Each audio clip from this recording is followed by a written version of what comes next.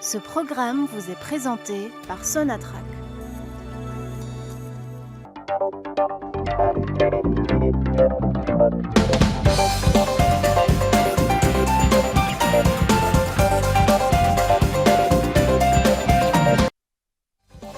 Chers téléspectateurs, vous qui êtes fidèles au rendez-vous économique d'Al24 News, bonsoir et merci de nous rejoindre pour les pros de l'écho. Nous sommes à J-7 du coup d'envoi du 7e sommet du GECF. Les leaders mondiaux du gaz se sont donné rendez-vous à Alger où ils se rendent en conclave du 29 février au 2 mars, 3 jours durant lesquels tous les yeux seront rivés sur l'ordre du jour des pays producteurs et exportateurs de gaz. L'évolution de l'échiquier international a fait que cette source d'énergie est devenue incontournable en l'espace de quelques années. Voilà pourquoi il convient pour les 12 membres du GECF de se concentrer sur une feuille de route commune afin d'optimiser l'exploitation du gaz qui, en amont, cristallise aussi d'autres intérêts liés à la formation et l'aspect technologique, raison pour laquelle le GECF a décidé de donner naissance à l'Institut de recherche sur le gaz afin d'anticiper les changements qui s'opèrent sous nos yeux autour du secteur de l'énergie. Et c'est à Alger, capitale algérienne, que le GRI a établi son quartier général comme un symbole de la place centrale qu'occupe le pays nord-africain au sein même de cet échiquier mondial de l'énergie. Le GRI, pourquoi, comment et dans quel intérêt? Comme chaque semaine, les pros de l'écho s'emparent du dossier.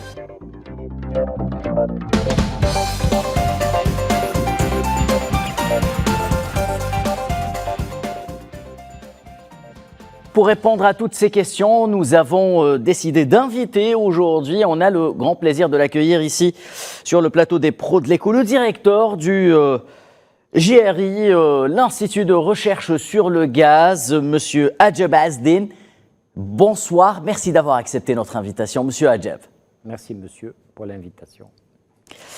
Alors, avant de plonger dans le débat avec Monsieur Adjeb, un petit aperçu sur la nature même de cet Institut de recherche sur le gaz, dont ce sujet est signé Rédaction des pros de l'écho. L'innovation et le progrès technologique s'emparent du secteur de l'énergie afin de lui permettre de réduire son impact sur l'environnement. Considéré comme énergie propre à part entière, le gaz est aujourd'hui un combustible et un carburant qui s'inscrit dans l'avenir. Eureka, le forum des pays exportateurs de gaz, en est bien conscient. Raison pour laquelle il a décidé de créer un institut de recherche dédié à l'énergie bleue. Le GRI prend son quartier général à Alger, capitale d'un pays ayant acquis une grande expérience et qui est à l'origine de l'idée. Il sera inauguré lors du 7e sommet du GECF qui se tiendra très prochainement dans la capitale algérienne. Une date à marquer d'une pierre blanche car l'Institut de recherche sur le gaz se veut avant tout une plateforme technologique et un pôle de formation consacré à l'industrie du gaz et à son évolution, conformément aux impératifs de la transition énergétique. Alors que tout le monde se l'arrache, le gaz naturel augmentera sa part de 23% à 26% dans le mix énergétique mondial à l'horizon 2050. C'est dans cette perspective que le GRI est appelé à devenir un hub technologique majeur, en plus de sa vocation de centre de réflexion et de formation de haut niveau et qu'il offrira aux pays du GECF.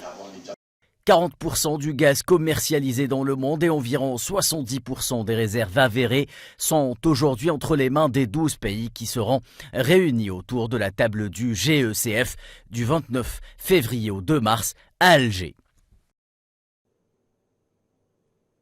Allez, sans plus tarder, place au débat donc avec vous, Monsieur Adjeb. La première question qui, à mon sens, s'impose et que j'ai envie de vous poser, c'est: quel est le rôle et les missions principales de cet institut que le GECF a décidé de créer, si je ne m'abuse, en 2012?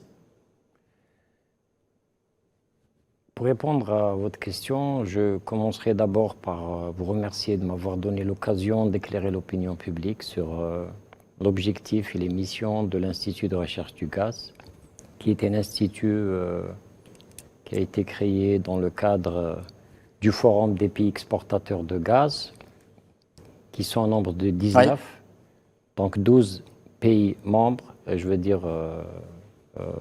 5 pays et 7 pays, 7 pays observateurs.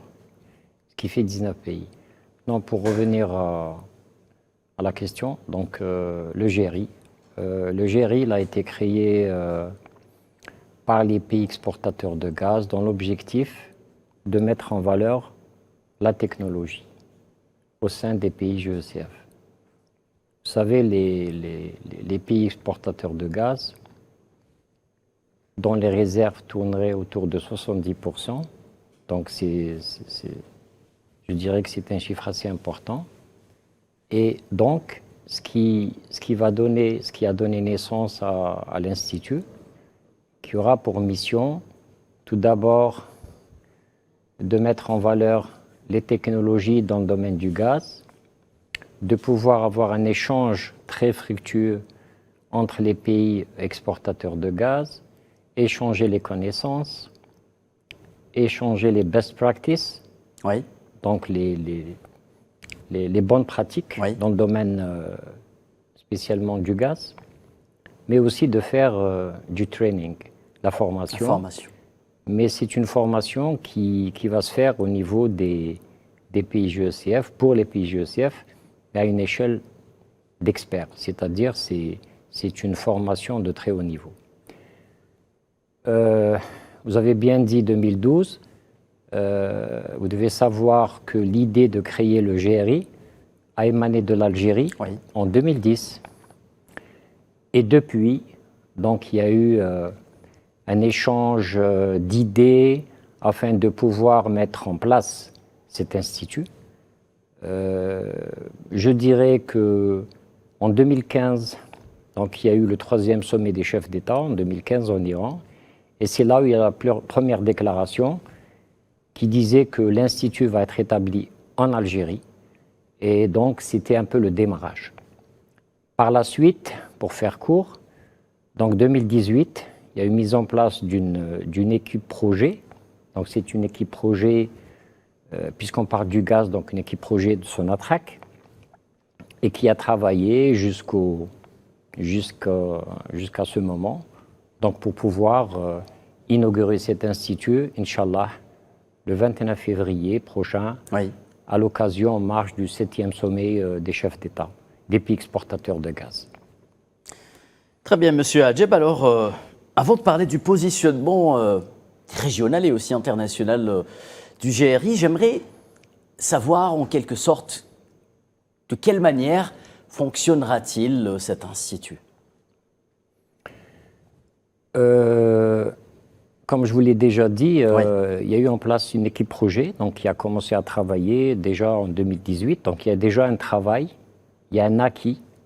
Donc là, ça sera une inauguration en marge du 7e sommet. Symbolique, on peut le dire. Voilà, symbolique. D'abord pour l'Algérie. Exactement. Et pour les pays GECF.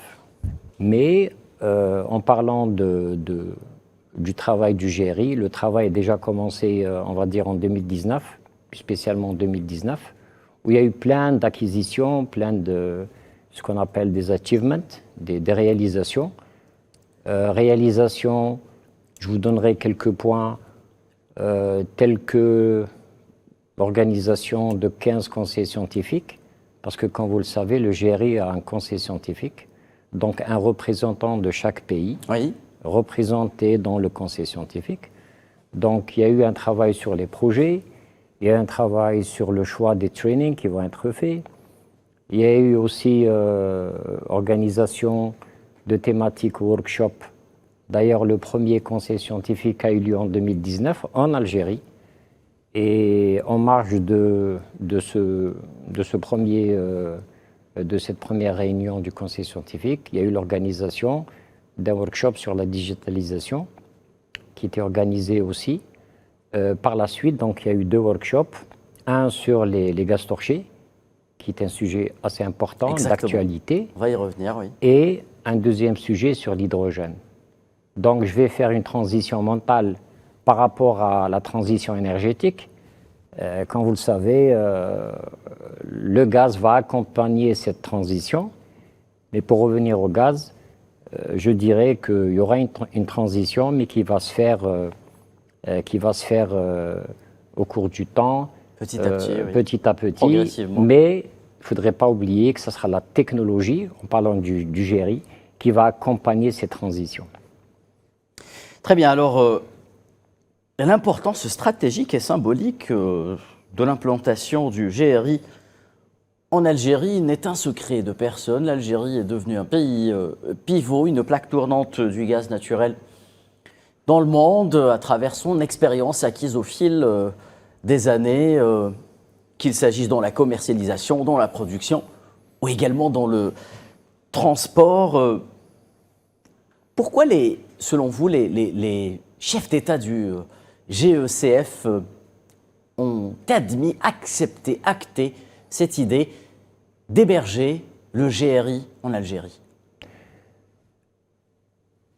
D'abord, c'est par reconnaissance envers l'Algérie. Pourquoi? Parce que l'Algérie fait partie des pays GECF. L'Algérie est un pays membre. Rappelons-le. Et quand vous savez l'organisation du GECF, vous avez un représentant national qui représente le pays, quand vous avez un représentant dans le conseil scientifique. Mais pour revenir, c'est par reconnaissance. Pourquoi?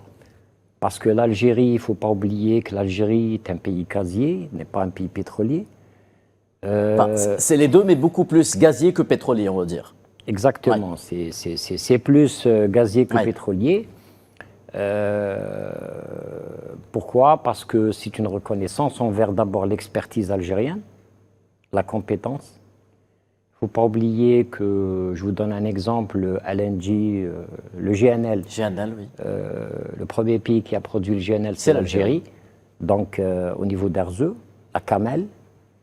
L'Algérie, à travers elle, Sonatrach, bien sûr, parce qu'on parle du gaz, c'est Sonatrach, qui avait lancé, il y a peut-être 20 ans de ça, un projet, le premier projet au monde sur la séquestration du CO2. Oui. Donc, c'est pas rien. Et je pense que par rapport aussi le fait que l'Algérie est très active. Hassim Saoud, si je ne m'abuse, le projet. Ain Salah. C'était Ain Salah Gaz. Oui. Et donc, je dirais que tous ces atouts ont permis à l'Algérie d'avoir cette reconnaissance et qu'un institut de recherche sur le gaz soit implanté en Algérie. Je pense que c'est qu'une reconnaissance.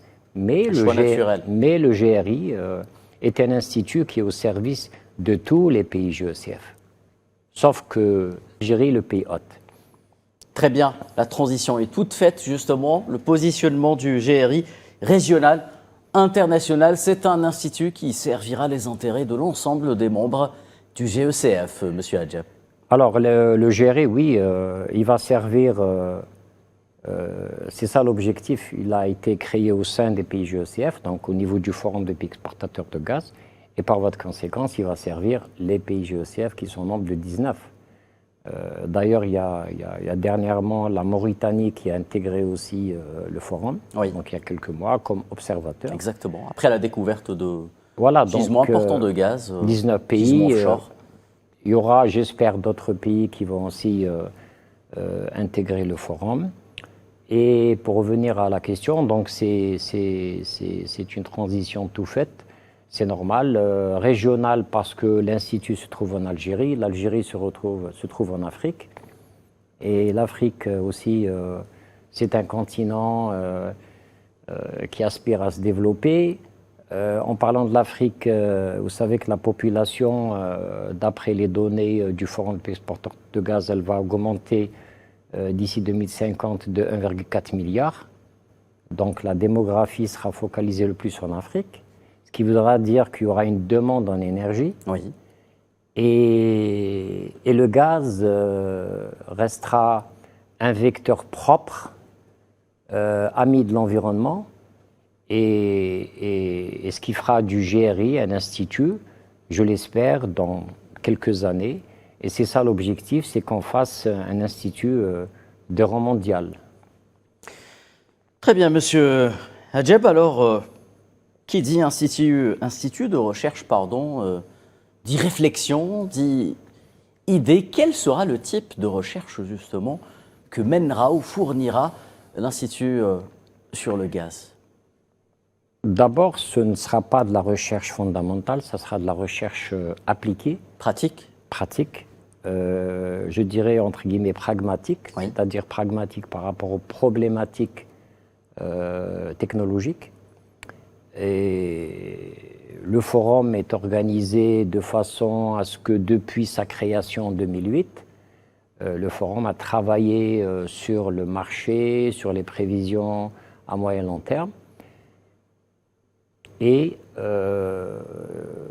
par rapport à l'évolution, vous savez qu'il y a une évolution, une révolution, pour ne pas dire une révolution technologique à travers le monde, en général et particulièrement dans le domaine de l'énergie, ce qui veut dire que le GRI a été créé pour pouvoir répondre à des problématiques technologiques au sein des pays GECF et en même temps pouvoir lancer des projets avec les objectifs GECF, dans des exemples tels que la protection de l'environnement, en parlant des gaz torchés. Donc c'est pour voir comment pouvoir réduire les émissions à effet de serre, réduire l'indice carbone, et aussi pouvoir travailler sur des thématiques qui poseraient problème au sein de ces pays, particulièrement dans les compagnies gazières de ces pays.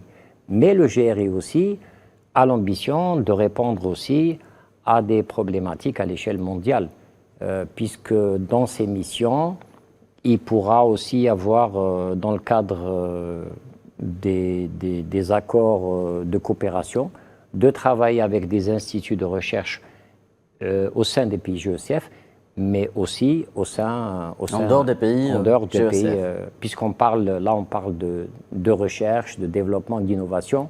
Donc je dirais qu'il n'y a pas de frontières.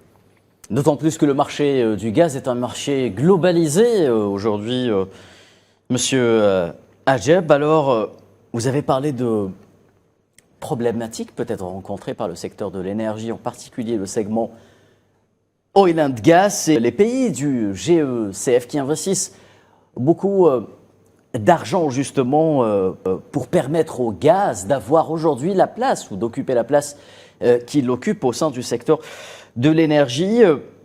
Il y en aura des thématiques centrales lors de ce 7e GECF qui seront à l'ordre du jour sur la table des chefs d'État et de gouvernement du GECF. Quelles sont aujourd'hui les problématiques principales sur lesquelles travaille le GECF?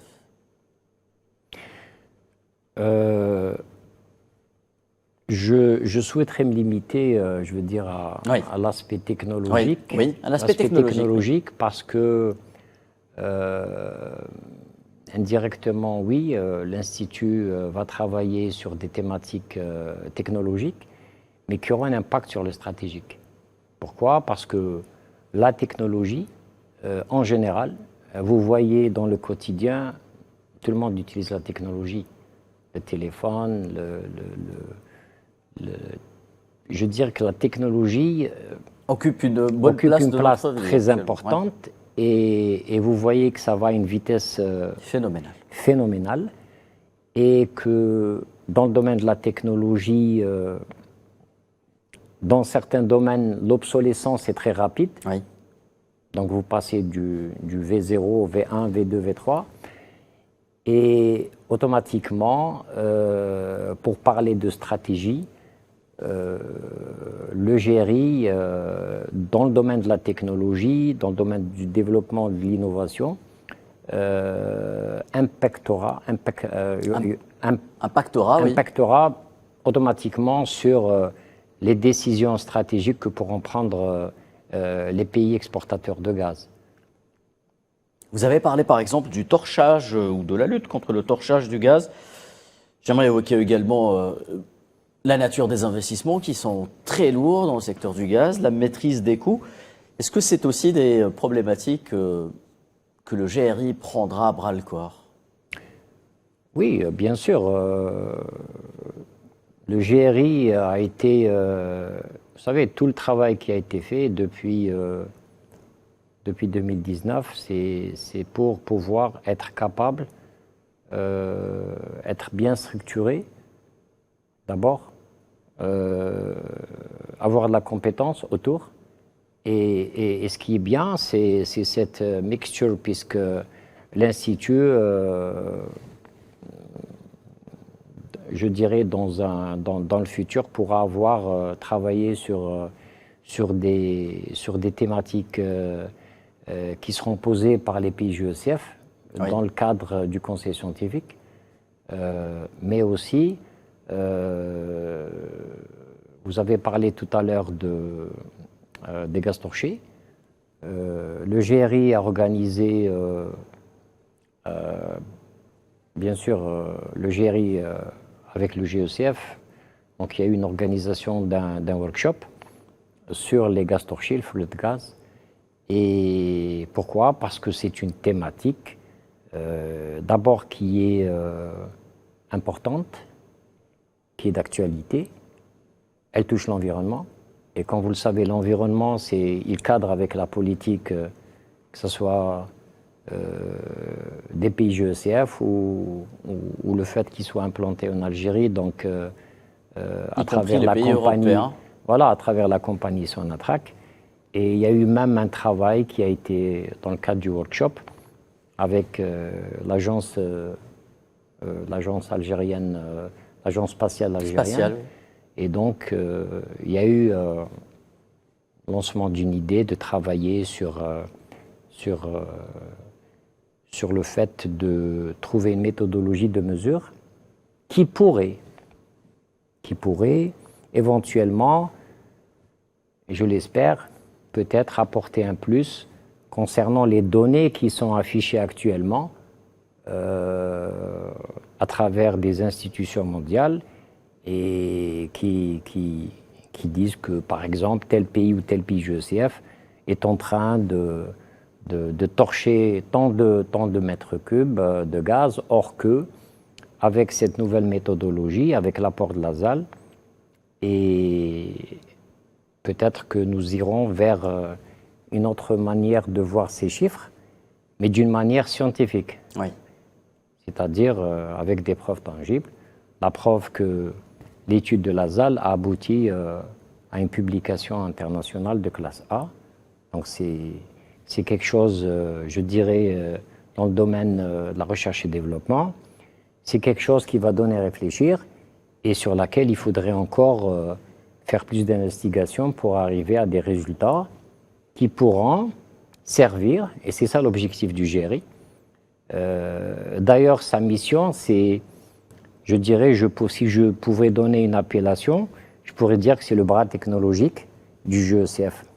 Ça sera aussi un genre de hub technologique par lequel transite le flux d'informations, l'échange, la capitalisation. Vous savez, comme on dit, quand on se met autour d'une table, on règle beaucoup de problèmes. Donc le fait d'avoir cette synergie scientifique, technologique, échange, on peut toujours arriver, et c'est ça l'objectif, c'est d'arriver à résoudre des problématiques technologiques, particulièrement dans le domaine du gaz. Très bien, merci Monsieur Hadjeb. Mesdames et messieurs, je vous propose de marquer une toute petite pause avant de revenir au débat avec Monsieur Asdine Hadjeb, directeur de l'Institut de recherche sur le gaz.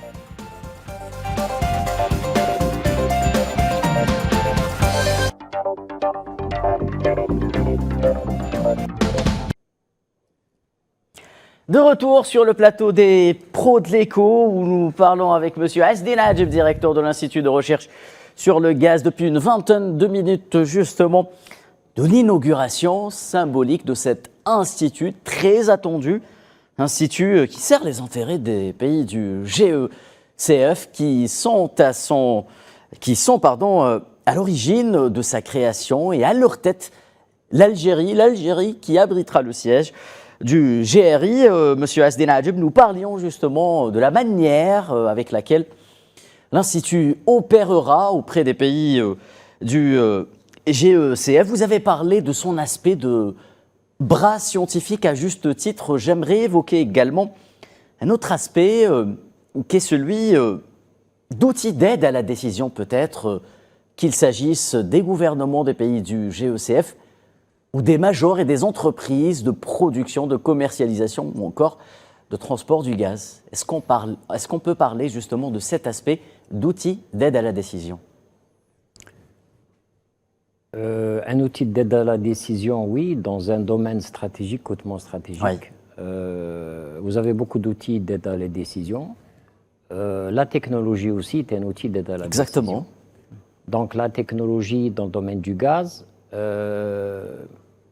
oui, pourquoi? Parce que le GRI sera en quelque sorte le conseiller technologique du GECF. La boîte à idées du GECF. Ça sera l'advisor l'advisor technologique et qui pourra aussi donner des avis sur des problématiques données et pouvoir faire des synthèses afin d'éclairer et d'aiguiller les décideurs qui prendront des décisions par rapport à l'aspect technologique que pourra alimenter, qui sera alimenté par le GRI.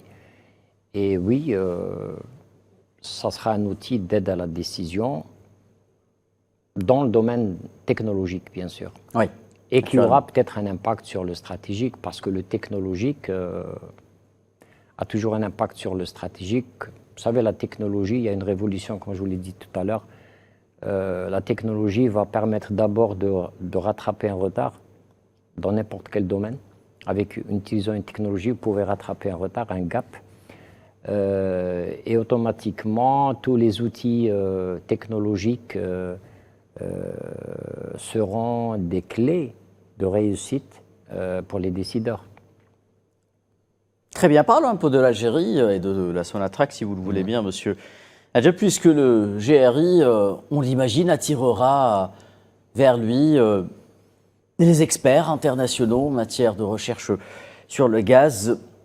Comment ce travail peut-il se répercuter justement sur la maîtrise et l'expertise qu'a l'Algérie de ce secteur à travers son entreprise qui est la première, appelons-le, en Afrique en matière d'hydrocarbures, la Sonatrach?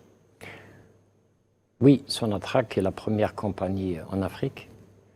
Vous m'avez posé la question tout à l'heure sur le fait pourquoi on a choisi l'Algérie, quels sont les atouts. Tous ces atouts, quand on parle de l'Algérie, on parle du gaz, donc on parle de Sonatrach. Il ne faut pas oublier que ce projet a été, je dirais, depuis le lancement, c'est Sonatrach qui a mis, on va dire, les moyens, d'abord humains, les moyens matériels. Et d'ailleurs, je profite de cette occasion, si vous permettez, de remercier d'abord le groupe Sonatrach, à leur tête le PDG de Sonatrach, d'avoir mis tous les moyens,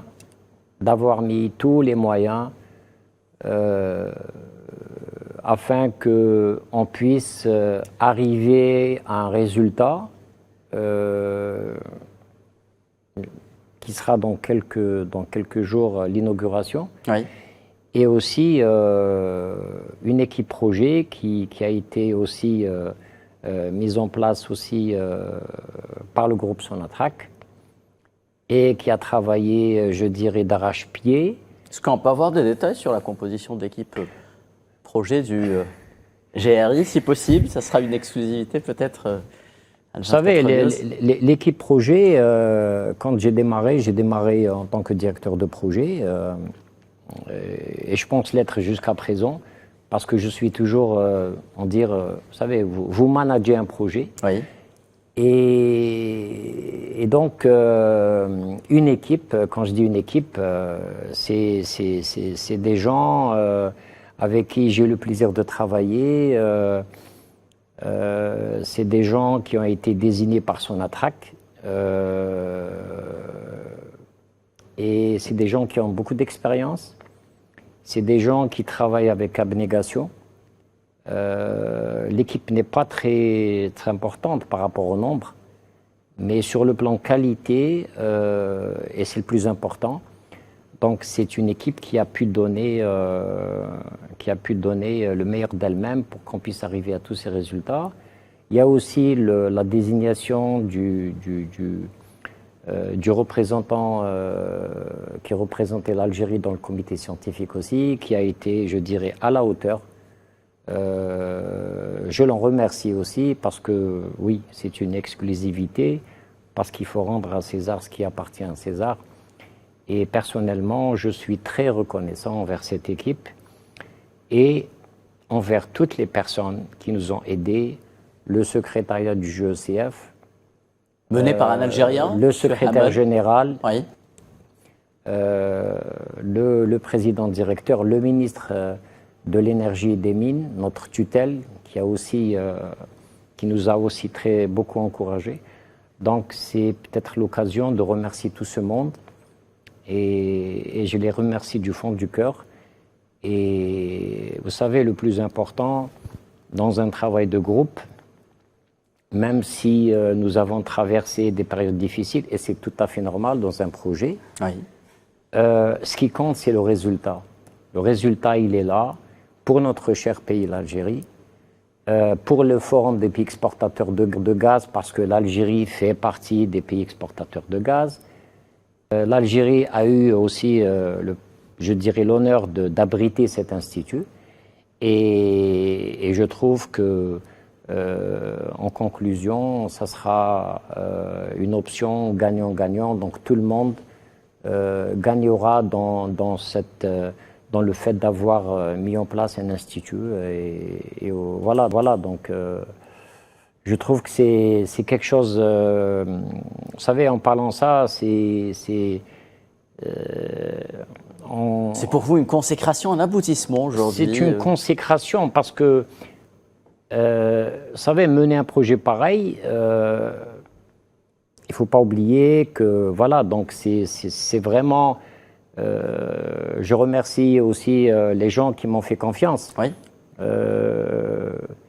C'est vrai que j'ai travaillé aussi pendant toute ma carrière comme ingénieur, donc Je rappelle que vous étiez responsable du département recherche et développement chez Sonatrach.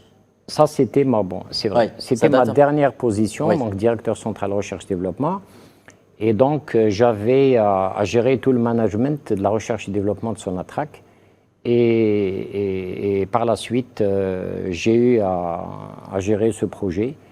Et j'en suis fier. Voilà, j'en suis fier.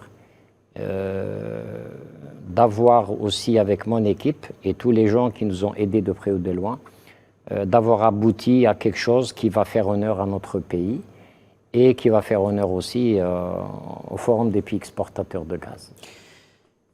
Monsieur Hadjeb, la part du gaz, justement, du gaz naturel dans le mix énergétique à l'horizon 2050 va passer de 23% à 26% sous l'impulsion et les agendas un peu qui s'accélèrent de la transition énergétique. Est-ce que le GRI, à travers le travail qu'il va effectuer à l'avenir, va donner justement aux pays du GECF et à leur tête l'Algérie une longueur d'avance en matière de maîtrise technologique pour aborder sereinement cette transition énergétique? Vous savez, la transition énergétique, elle est là, mais elle sera accompagnée par des outils technologiques. Je donne l'exemple qui sera le gaz, parce que vous avez parlé tout à l'heure de la part du gaz dans le mix énergétique qui va passer de 23% à 26% à l'horizon 2050. Ça dénote de quelque chose et que le gaz a de l'avenir. Donc le gaz a de très beaux jours devant lui. Ça restera une source d'énergie propre. Oui. Il va contribuer aussi, il aura un rôle à jouer dans le fait de parler du mix énergétique. Mais le gaz, vous savez, il y a des théories, il y a peut-être 10 ans de ça, on disait que, par exemple, tout ce qui est fossile va être en déclin en 2020, je me rappelle 2021, 2022, on est en 2024, et je vous dis que le gaz a encore 2050, 2060. Tous les experts du secteur énergétique le disent. Bon, le gaz est une source d'énergie d'avenir. C'est une source d'énergie d'avenir. on ne peut pas du jour au lendemain de passer d'un modèle vers un autre. Sans transition, justement. Il y a une transition, mais une transition, je dirais, réfléchie, une transition où la technologie va accompagner cette transition. Donc le rôle du GRI, certes, il va accompagner cette transition par les nouvelles technologies. Vous savez, il faut toujours trouver une meilleure manière de faire. Et c'est ça l'objectif du GRI, c'est d'apporter des solutions, c'est d'alléger les problématiques technologiques et d'accompagner ces transitions. En parlant de l'Algérie, oui, je dirais que la transition est toute faite. En 2011, l'Algérie a dit que les énergies renouvelables est une priorité nationale, comme l'État algérien a dit en 2015 que la recherche et développement est une priorité nationale. Donc l'État a mis ces deux créneaux importants pour le développement quotidien comme priorité nationale. Je vais faire une transition en parlant de transition énergétique sur les énergies renouvelables. Vous savez que l'Algérie est un pays où la plus grande superficie n'est pas occupée. Quand vous le savez, peut-être 80% de notre population occupe peut-être 10% du territoire national.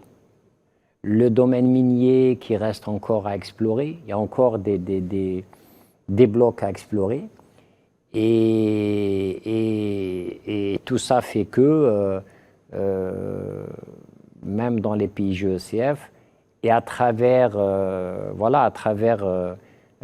je dirais, je vais plus parler des aspects économiques, où l'énergie sera comme un dénominateur commun. Oui. Et le gaz sera le dénominateur commun. Et voilà, donc je préfère rester dans mon domaine de définition, mais ce qui est sûr, c'est que le gaz, il impacte le monde d'aujourd'hui et aussi dans la transition. Vous voyez qu'il y a des pays qui sont arrivés à utiliser le charbon, et pourtant le charbon, très polluant, ouais. Mais bon, en tout cas le gaz est une source d'énergie propre. Il respecte l'environnement et tant mieux que je dirais, ce facteur énergétique restera encore pendant de longues années. Dernière question, Monsieur Hadjob. Le fait que le GRI se trouve en Algérie va certainement permettre au pays, justement, de renforcer sa crédibilité en tant qu'acteur majeur central du secteur du gaz. De quelle manière ce renforcement de crédibilité va-t-il s'opérer, selon vous? Vous savez, en parlant de crédibilité, le fait de mettre le GRI en Algérie, d'abord, c'est une reconnaissance. Ouais. Je vous l'ai déjà dit tout à l'heure, c'est une reconnaissance par rapport à l'expertise et la compétence et par rapport au fait que l'Algérie, à travers El Sonatrach, a été pionnière dans le GNL, dans l'expertise, je dirais, dans tout ce qui est formation d'ingénieurs. Vous le savez qu'il y a des Algériens qui ont travaillé dans le domaine du oil and gas et qui sont répartis à travers le monde. Oui. Et ça veut dire que ce n'est qu'une reconnaissance méritée pour mon pays qui est l'Algérie. Donc automatiquement, le GRI qui aspire à être un institut de classe mondiale, par voie de conséquence, comme on dit, on doit travailler d'abord. On doit travailler et mériter cette reconnaissance par la suite. Je parle de l'Institut. Donc, il y aura avant, pendant et après. Après, ça sera la continuité de tout ce qui a été déjà acquis, fait, réalisé, puisque le GRI, après l'inauguration, il va se lancer aussi dans une autre dimension qui est la poursuite des activités de recherche, de partenariat avec les instituts de recherche à travers les pays GECF, partenariat à travers les pays de renommée mondiale, d'instituts de renommée mondiale. Il travaillera aussi sur la formation de très haut niveau. Avec les universités ou pas également? Vous savez, dans le domaine de la recherche et développement de l'innovation, il n'y a pas de, je veux dire, il n'y a pas de visa. Il n'y a pas de frontière. C'est l'intérêt. S'il y a un intérêt vis-à-vis de cette institution, vous travaillez. Oui. Bon, bien sûr,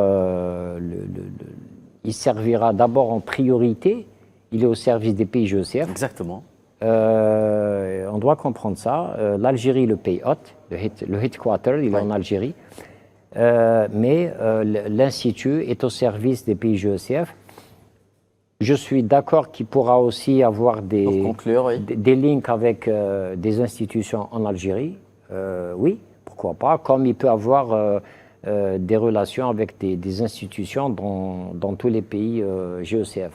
Très bien. Ce sera donc le mot de la fin. Avant de vous remercier, j'aimerais vous souhaiter bonne chance, monsieur Adjeb, dans la direction de ce bel écrin qui est le GRI, Institut donc de recherche sur le gaz des pays du GECF. Mesdames, messieurs, nous arrivons au terme de cette émission. Je vous rappelle que le 7e GECF, 7e sommet du GECF se tiendra donc en Algérie dans quelques jours, du 29 février au 2 mars. D'ici là, je vous souhaite une excellente soirée. Je vous donne rendez-vous la semaine prochaine pour les pros de l'écho.